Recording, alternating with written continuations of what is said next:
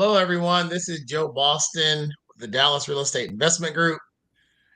And tonight we're going to have a discussion about one topic that's near and dear to me, which is new construction. And so this is our new construction month at Dallas REIG.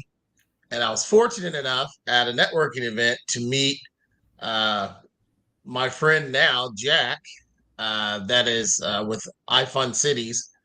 And they specialize in assisting people who are interested in doing new construction.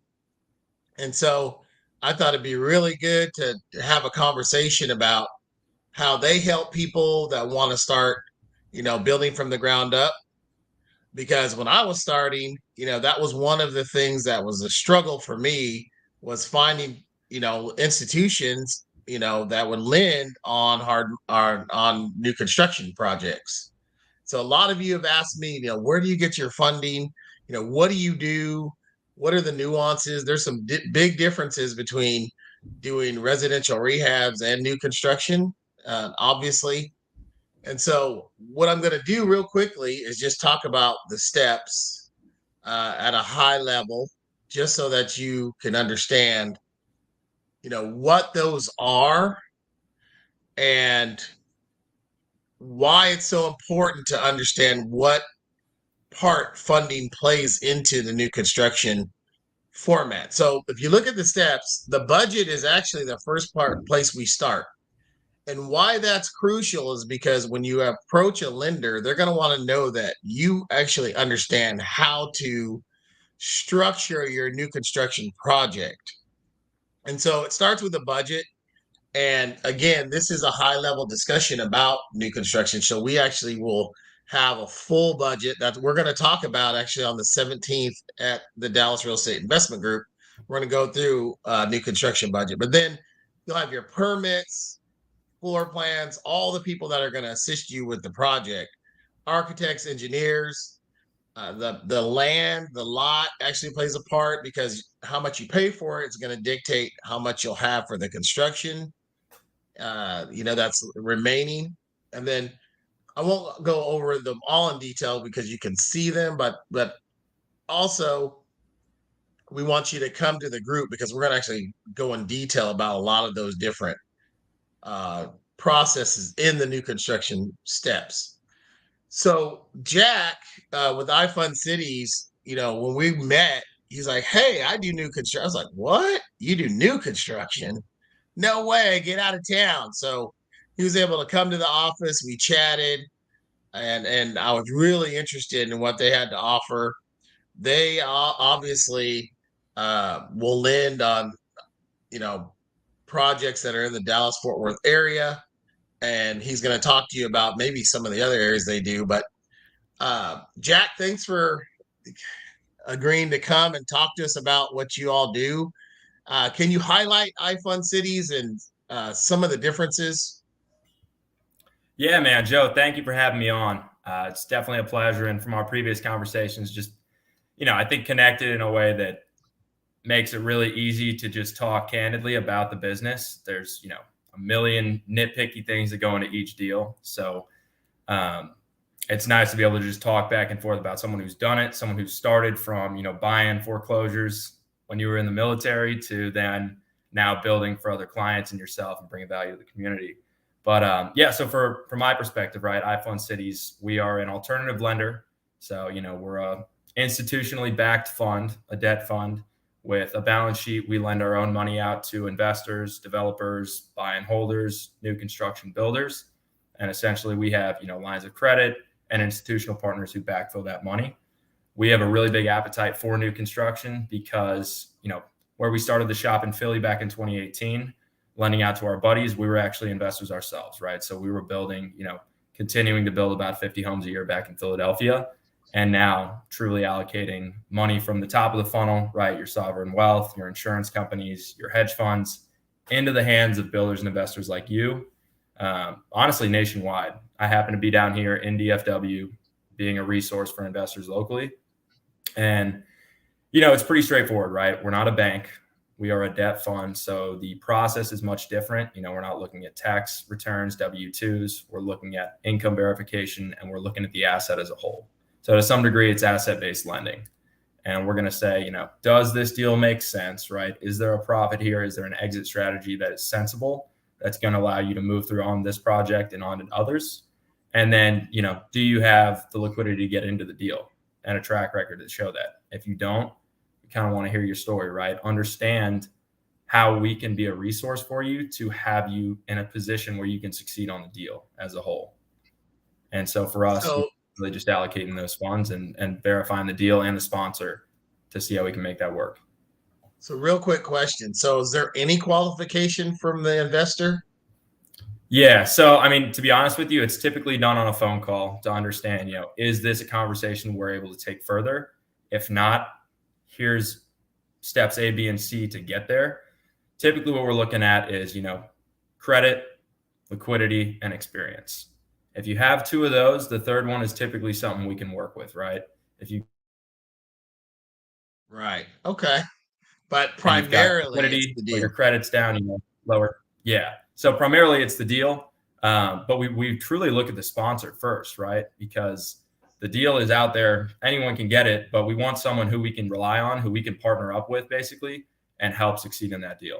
So typically, if you're a 660 credit score and above, you're going to qualify. If you're not, we find a way to kind of partner up and squad up with other people to help you find a way to make that work, right? So like you being a builder, someone has a lot, they don't have the experience, but they have great credit and they have cash, they have liquidity. They could partner with someone like you who's executed that they can trust, and we can then rely on to help them get the deal done. Man, I love that. See, that's exactly what we wanted to hear. So for those that are listening to this, you don't have to do it on your own. And that's one of the things we always say at the group is, when you're an investor, you feel like you're on an island. You feel like you have to do it by yourself. Well, no one's going to help me get lending, right? I have to qualify my own, but that couldn't be further from the truth, right? So if you have, like you said, people that have experience, that really helps them, right? Because you want to make sure that the deal starts and then it finishes so that everyone wins. And that's one of the reasons why I really like talking to you, because you're like, hey, we're here to make sure, yeah, we're here to make money, but we want to make sure everyone in the process makes money. So I really, really like that. I mean, that's cool. Yeah. I think to say the least too, right? Although we own and operate real estate and we develop, we're not in the business of being a real estate and REO shop down here, right? We're not in the business of looking at assets we want to take over. We would much rather have that money cycle in and out of your hands as quick as possible so you can do more deals. And I think that's a big misconception in the lending industry is, we're going to have you take this debt and pay as much interest as possible. In reality, with rates that change so much on the back end of the business, we'd much rather, have you recycling that money so it's as in line with our cost of capital as possible, rather than just having you sitting in this deal and having to potentially look at having to take this over and dispose of the asset, right? Right. That makes sense. So they're just like you, right? You don't want your money sitting. I mean, you want them turning money as well as you. Yep. That's great. So 100%. how do you evaluate a construction project? What makes sense to you when you're looking at a project? What makes you say, yeah, this is one that we'll definitely lend on? So I would say the first thing we look at when we're evaluating a construction deal is the market. And the reason we look at the market, right? There's, in Texas, right? There's 15 metropolitan areas, right? With 100,000 plus people. So looking at the market is going to help us to understand what's the demand here and what is the possibility of how high is the demand for renters and buyers of this product that you're putting on the market, right? You're much more likely to be able to get out of this loan and pay us back if you have a large demand of buyers, a huge buyer pool, and a large demand for renters, where you can basically command your price for rent, or you can command your price point and actually move that asset. So the location, it's as cliche as it gets, but location is the most important thing. If you're going to build out, in El Paso, you better hope you're in the middle of the city, right? Rather than somewhere in the country where you've got a very limited buyer pool. Right. And so location is certainly the first. The second is we want to look at what you bought the land for, right? Maybe you bought a plot of land with a house on it. Did you buy it for the best and highest use of the land, or did you buy it as if you were the end home buyer for the house? because when you buy right, that's when you make your money. So for us, we want you to be buying the deal right, so buying the land right, and then having a plan in place. So you should be looking at a deal, looking at the exit. So what's your ARV going to be, your sale price, and kind of backing into where you should be paying for that land from there. Right, So, exactly. So that's why your budget's so crucial, right? So you need to yes. understand what makes sense to your ARV, right? What your LTV is going to be, Yeah. what percentage that plays before you even make a play to buy that piece of Yeah. property. And Yep. that's kind of what we'll cover, at the meeting on the 17th, is because a lot of people don't understand, does this lot make sense to buy? It could be a $10,000 piece of lot. Well, back then it was 10,000, Yeah. but it could have been back then, and it was a bad deal. Believe it or not, when you go back, 15 years, that was outrageous. Those same pieces of property now. I wish I would have bought every single one of them, but you're right. I mean, that is crucial to understanding how to formulate a budget, but not, I'd say this across the board, right? Because you said you lend on other products, like rehabs, and I mean, so inland. So that's important for everyone to understand, is the details matter, especially when it boils down to numbers, because you're going to ask them, if they really ask the investor, do you really understand what you're getting yourself into? And so for them to approach you, if they come through our group, then they're going to be well educated. I can say that. They'll be able to Yep. speak our language, Yep. and they'll be like, oh, okay. Yeah, I know you've been talking to Joe, right? Yeah, that's right. Because that's the one thing we sit down with any of our clients that we're building for, is we go through the budget, the AIA budget, step by step, so they understand fully what to expect, but then how to approach you as well, because they need to, just like with any type of investing, be able to walk the walk, because you're going to be like, oh, okay, you understand what you're doing, you know? Um, so are there Top of that, areas you Joe, won't, what's that? I was going to say, on top of the budget, right, and buying the land right, the crucial component is looking at the deal, right? Is this land entitled to build what you're planning to build on it by right? So is this plot of land even something that's buildable for a residential property? Or are you buying what used to be a storage lot for trucks in the middle of an industrial complex, and you want to build a single family house? And when you go to get permits, the city's not even going to approve them because you bought a piece of land that's not approved for that. Or say, maybe you buy a plot of land and you come back and it turns out to used to be a cemetery and no one can build on it, right? So Right. looking at this dirt, and not to mention the permit process, what is that timeline? A lot of times people will try and figure everything out at once. You get under contract for the land, then you try and source your financing, then you realize the permit process takes 9 months. So what kind of lender is going to put you into a 12-month Yeah. loan when you got Right. 9 months till you have to get permits and you got to finish this thing in 3, right? That's where Right. you can go wrong. Right. So I don't want to call anyone out, but I've heard through the grapevine that the city of Dallas takes a little bit of time to get through the permitting process. So you're absolutely right. I know right now the city of Fort Worth is anywhere from, and this is if everything's right, 3 to maybe 6 months. It just depends on your lot, right? Because if there's any type of evaluation that has to be done, water meter will take you 6 weeks if that has to be Yeah. moved. Yep. So you're absolutely right that if anything has to be altered to your lot, that can cause severe delays. And you're right, that can really hurt your timeline when it comes to your lending. That's a very good Mhm. point. And so the city Yeah. of Dallas, it's funny you say that. I want to say it was back in November or December. The city of Dallas used to be 6 months to get permits, up to a year. And that was last year.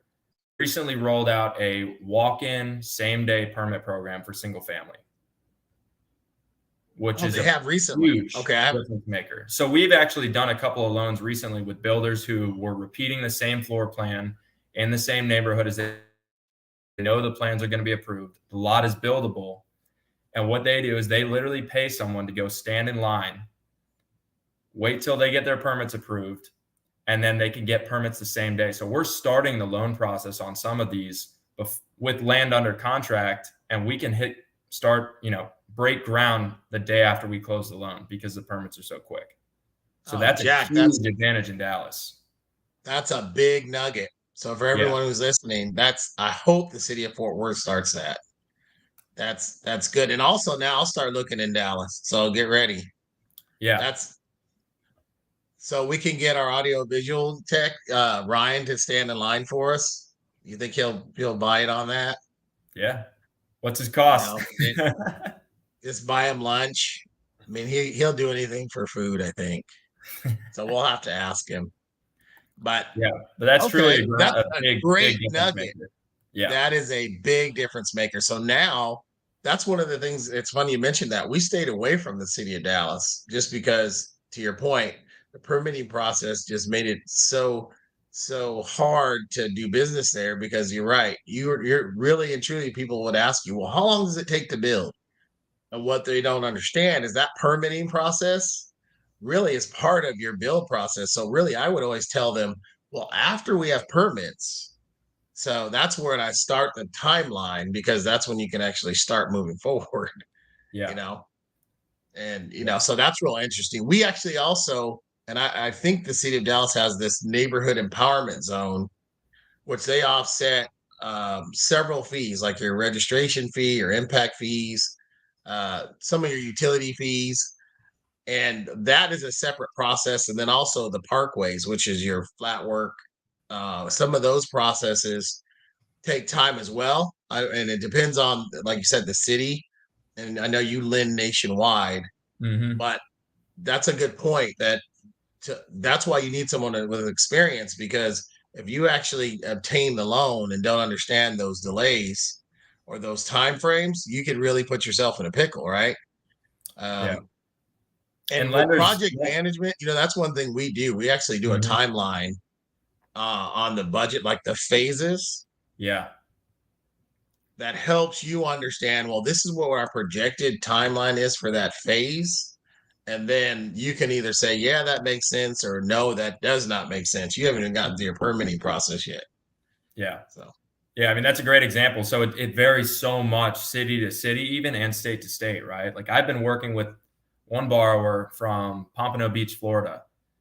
We were moving forward on a deal last July, and they realized, hey, we're 6 months out from getting approved here just to start the infrastructure work on this land. And so had, I not asked any questions regarding what's the timeline and just everyone said yes, yes, yes, and we put them into a loan, it's been a year, right? It's almost been a year, and they haven't even gotten their full finalized renderings approved. And so it's really important. I mean, I think I speak on behalf of being local to have someone who can know that kind of detail and at least be able to push you in the right direction, because anyone who can tell you, when's the best time to follow up is understanding of your situation. And, if you lose a deal because you're having to wait, that should be something you're putting in your contract now, right? As a due diligence right. period. And that's still the case for multifamily development here in Dallas. You've still got to really be diligent there and, communicative with the seller so that you're not losing deals because you try and close in such a quick timeline when it doesn't make sense. That makes sense. So, what kind of skin in the game would you like for an investor to have when they're starting this process with you? Typically, so I mean, standard, right? Your banks are going to want anywhere from 25 to 30% skin in the game. Most banks will not lend on a new construction project to an investor who has no track record, right? So they're going to want a significant amount. Usually, if they are lending on new construction, a custom home builder is coming in, they're getting a bank loan, and the bank is using the end buyer's land as collateral.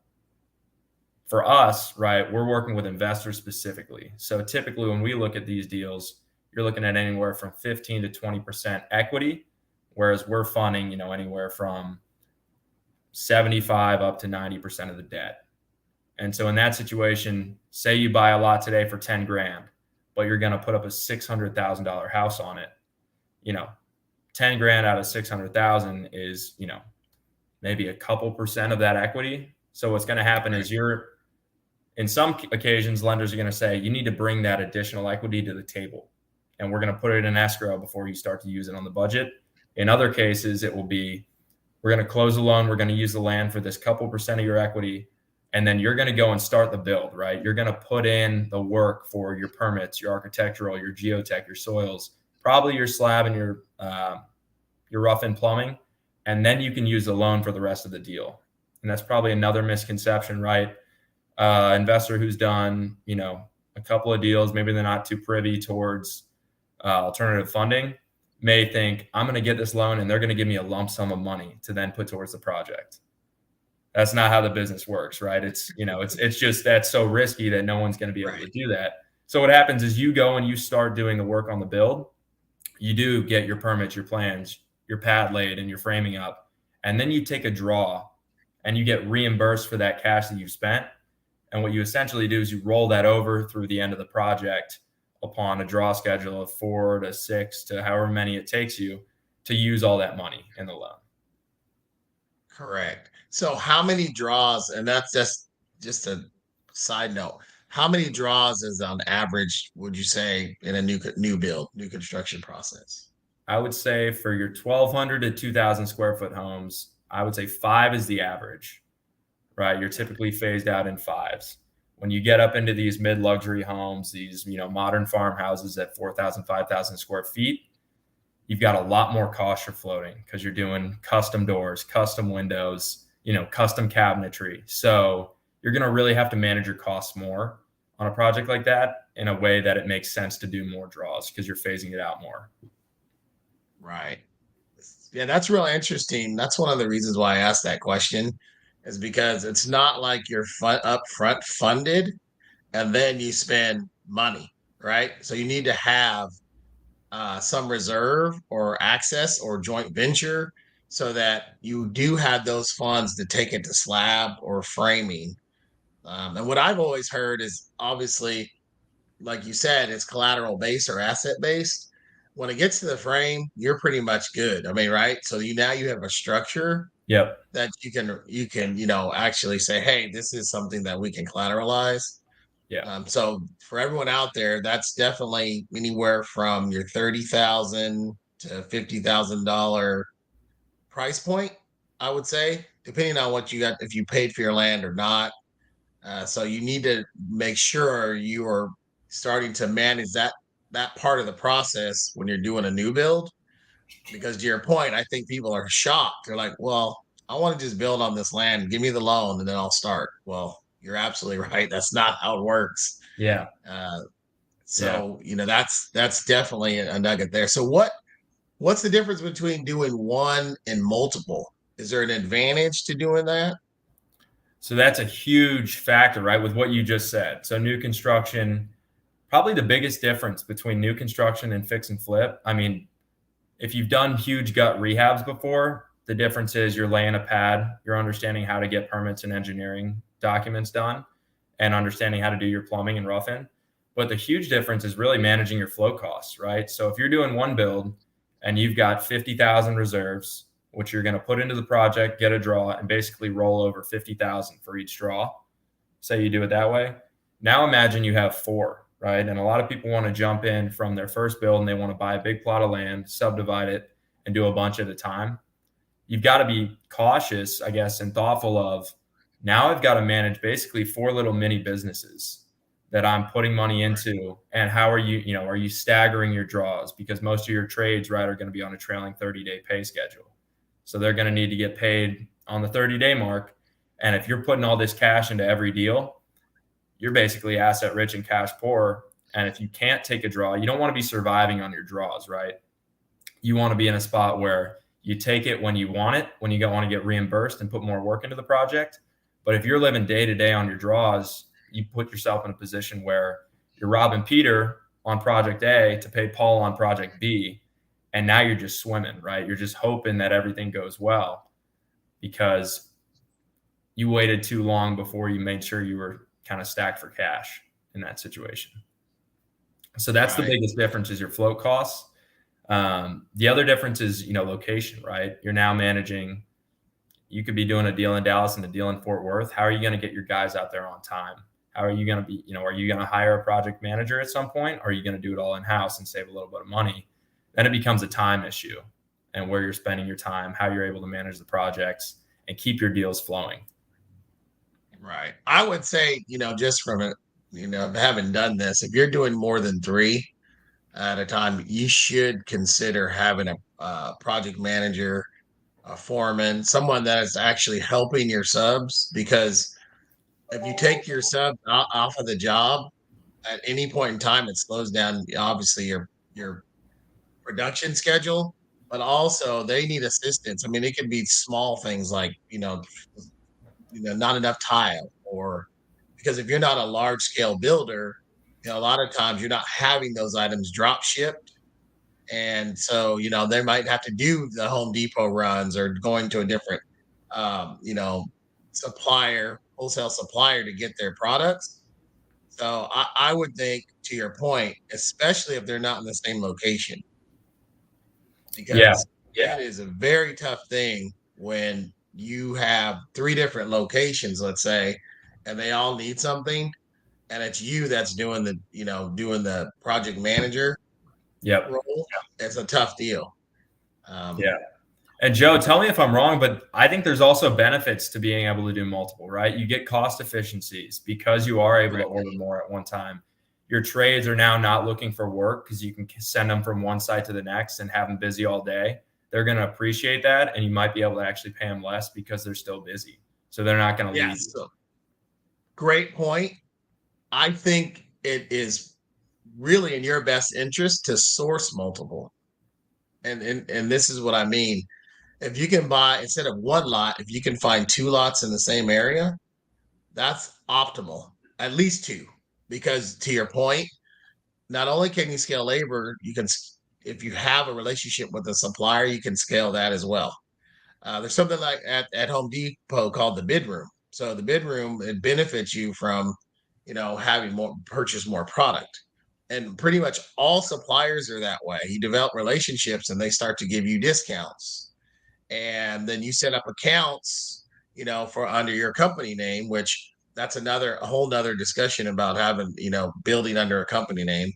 But then you start to develop clout, right? And you start to develop credit. And so, because some of these manufacturers, they'll only work with builder grade or companies. They won't work with individuals. And so, to your point, is you want to be able to scale and buy as much material as possible. Also, you want to be able to buy. I mean, you minimize as much waste as possible. Why you do multiple is because if you do have material that has excess in one location, you can use it at the next location. A lot of people don't do that. So I'll stagger one behind the other, because if I have too much lumber, guess where that lumber is going on the first job? Guess where that lumber is going? Right to the next job. Okay. And a lot of people don't do that. They'll just waste all this lumber or any type of material. And you can, negotiate with a lot of, like, for fixtures, you can negotiate, buying in bulk, and you can get ahead of the game. And like you said, if there's similar properties, you can scale that way and save a lot of money. Right. So, that's the question I get. Well, what's the price per square foot, that you build at? It depends, So are we talking about before you bought your lot, or fully burdened with the lot included? Yeah. I want to know the total cost. Okay.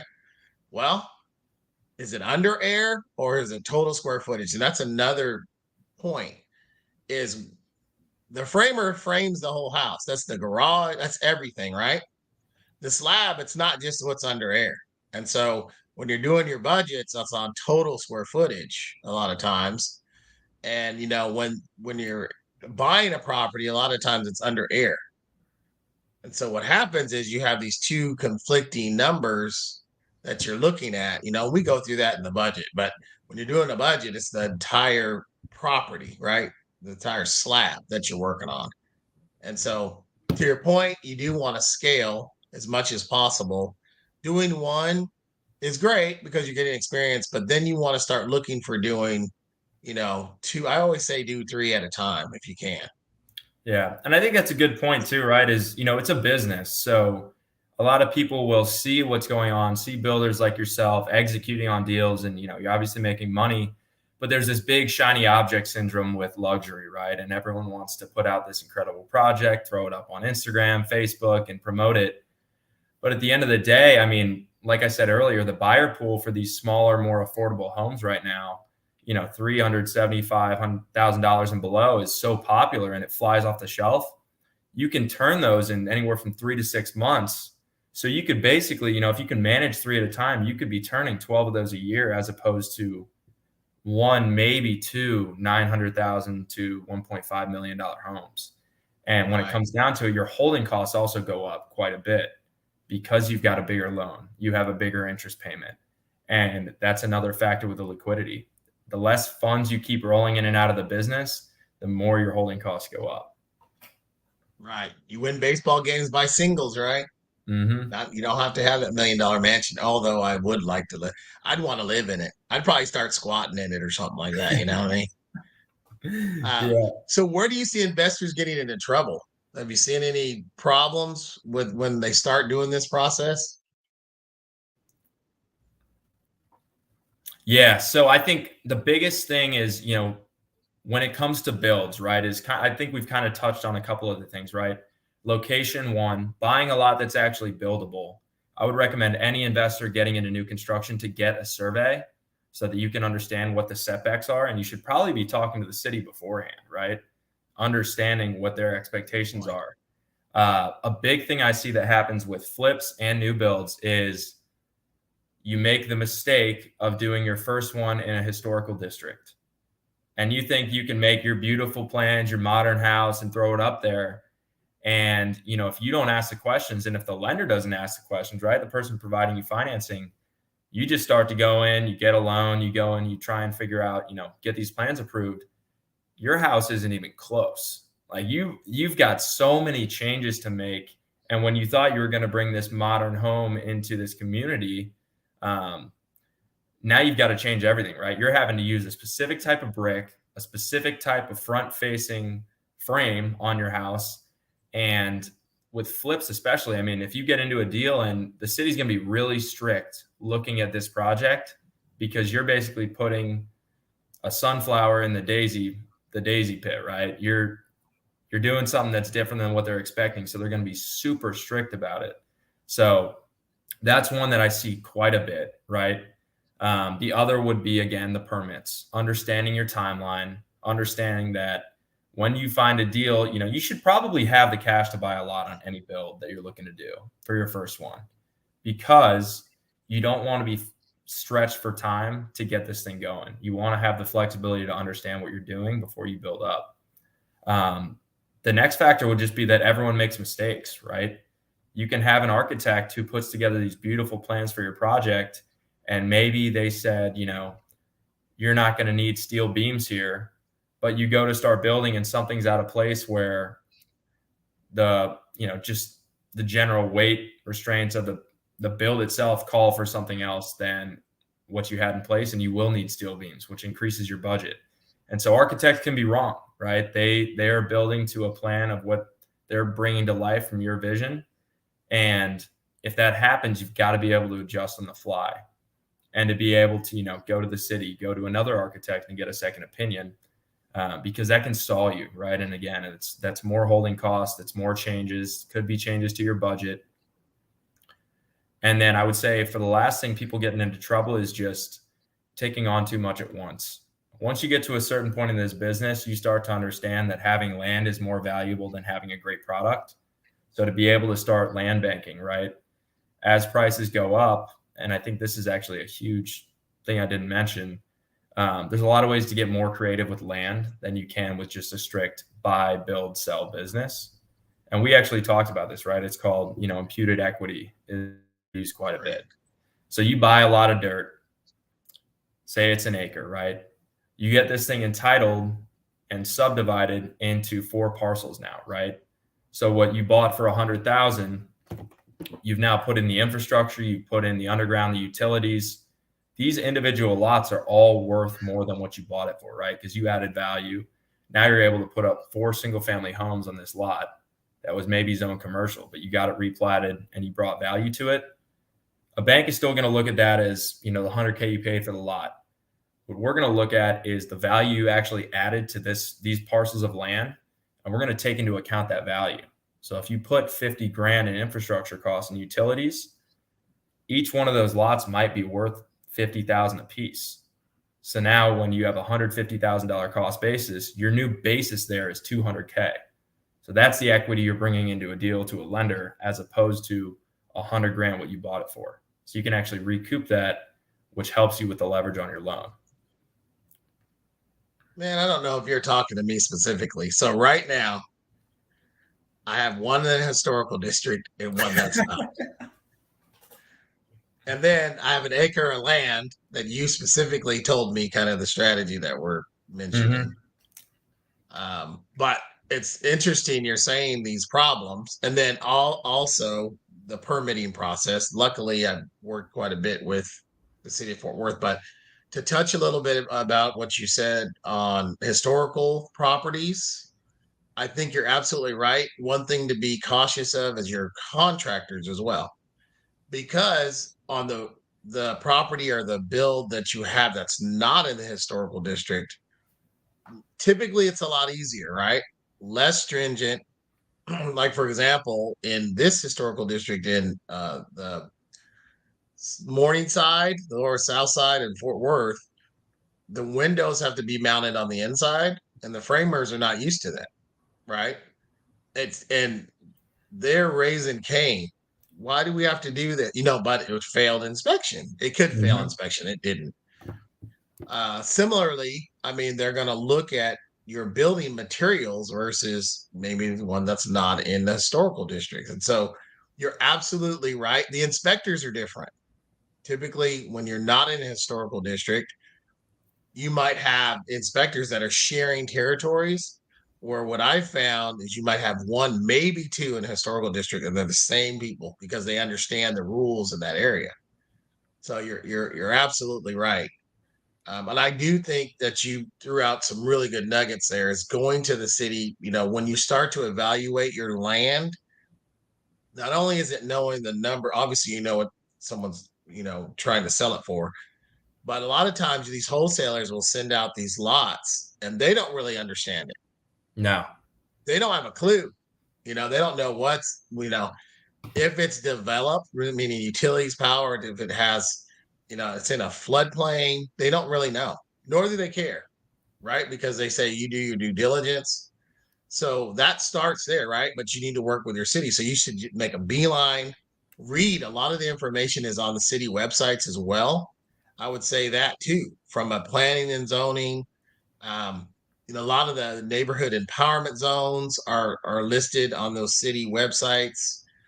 There'll be a lot of really good details about different nuances from plumbing to electrical, how those actually work. And so you need to read. I would say that from an investor standpoint, I think what happens, Jack, is that a lot of times people think that they're just going to, by osmosis, understand how this works without reading or getting educated, or they're going to be working with someone, because we're learning things every day, right? And then also because it's subjective, and this is what I'll say, each inspector has their own twist or way of doing things. And so we've literally had the same one issue, but it was going to be handled two different ways by an inspector, or one would pass it and the other one would fail it.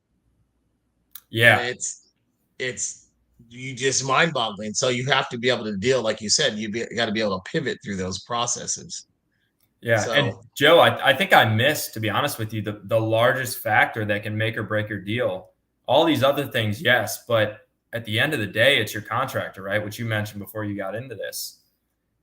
If you do not vet out your contractors, one, if you take someone who is completely open to work and can answer the phone at any time you call them, the odds are not that they're just super willing to help you. It's that they're looking for work and that they're not busy enough, right? So if you get a contractor who, maybe they've only done remodel jobs, and you're going to give them the responsibility of guiding and championing your first new build, there are so many things that you're going to want to know about them, right? You're going to want to go walk their projects with them, because you're making an investment. you need to have the best team in place, and you can have the best acquisitions team, the best project management team.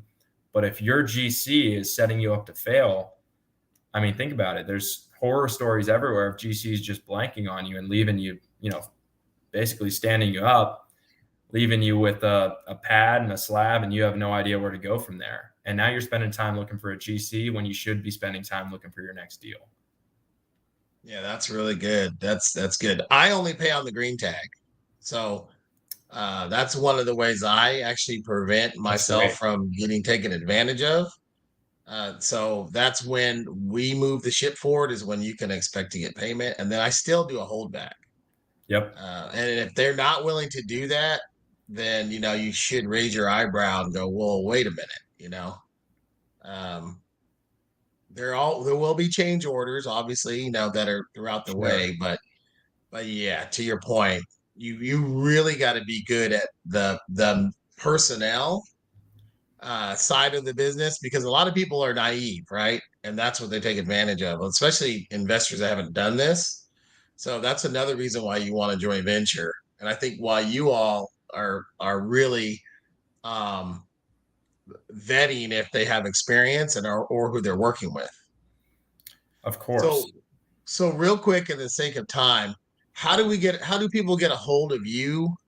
And if they want to start a project, what's the best way for them to either have you out at the project, or do they come see you? How do they reach out to you? Yeah. So I mean, the easiest way, to be honest with you, is my email and my cell. We can put that in the show notes or however it is.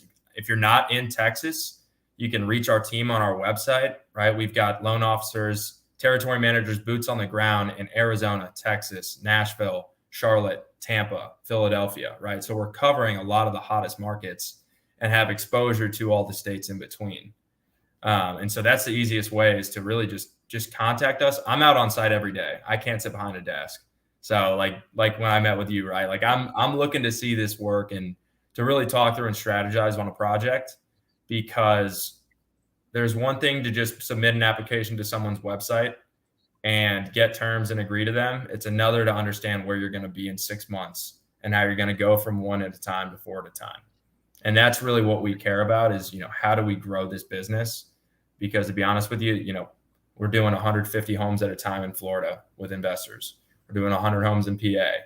We're doing 100 homes in Texas, right? We're growing. So we want to grow with you to get to that point where you're able to manage that and really strategize. That's good. We're here to help you do that. Obviously you're well versed in this, and that's what I think people need, is someone that's educated on the process. And I do think you would say no. So what I want to leave people with is, sometimes no is the best answer you could have ever received, because a lot of people don't understand that that could have been a deal that could have really put you upside down. And so, a lot of times no is not necessarily a bad thing. It could be a really good thing when someone has looked at it from a different perspective. And, just like you said, you should be going to the city, finding out, more details about that lot before you purchase it. And a lot of times you can find out that, what, there's a reason why it's been sitting for so long. And I actually have a story. There was a lot in Arlington, and it was in the heart of the city. Now, it was a postage stamp, and I think it was only like 30 feet. No, it was like 35 feet by 80 feet deep, right? Mm-hmm. And so I was like, wow. I mean, it's literally near downtown. And Yeah. this is right when I got into new construction. And I drove by it and I did a double take. I'm like, you're kidding me. Not there. And it was on the corner, right? So, of course, I send my assistant down to go ask to the city, and they go, oh, sir, we've had probably 30 people call about that lot. One, you can't build on it because there was a gas easement that went right through the middle of it. Yep. So the individual bought it on eBay. The guy that was trying to sell No it shot. bought it on eBay, sight unseen. I can't remember what state he was in, but because they advertised it and marketed it so well in the location, he went ahead and took it. So he was trying to get out of it. So I drive Yep. by it fairly regularly. and of course it's still sitting there. Of course. And Yeah. so that's highly important. If he would have just asked some of those simple questions, I don't think he would have, been in that position. Yeah, he wouldn't have. Certainly wouldn't have. You Um, know, yeah, I think that's a good point with what you said about sometimes no is good. I think the tag on there is right. It's no and it's why, right? I want to know. We want every reason to say yes to your deal, right? We don't want to say no, but we'd rather just ask, what's it going to take to get it done? What's the strategy? Sometimes the deal might look bad up front, but there's another angle, right? Maybe you're just buying a 2% ROI deal to keep your guys moving, and there's potential upside there, right? There's a lot of reasons why you might be looking to do a deal. right? Yeah, no, you're absolutely right. So this is new construction month, just like I mentioned at the Dallas Real Estate Investment Group. And this is the Real Estate for Life podcast because it's evergreen. And so we'll be talking about many different things and having really, really sharp guys just like Jack on this podcast. Why it's so important to me is when I run across someone like Jack, I couldn't believe how well versed he was in doing this, and it's just enlightening that people take their craft seriously, but they want to help people. And I think that's why I gravitated towards you. I'm like, you know what? This guy gets it, and you need to be sharing that information with other people. And I know a lot of people want to do new construction, but really don't know where to start. And Yeah. so on the 17th, we're going to be talking about the budget, which is near and dear to most people's heart because they don't really understand this, how to start.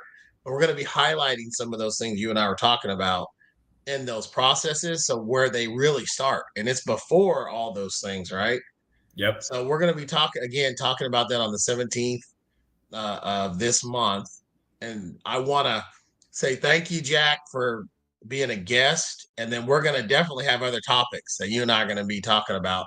And 100%. probably, what would be really good is actually out at some of these work sites. I don't know Yeah. how we'll pull that off if there's internet Yep. or anything like that, but our goal is to do large scale projects together, and then have you help a lot of our members that want to do this process because as you said, it's all about projects, right? We can talk about it all day, but just like you said, you want to see that people are moving in the right direction and completing projects Yep.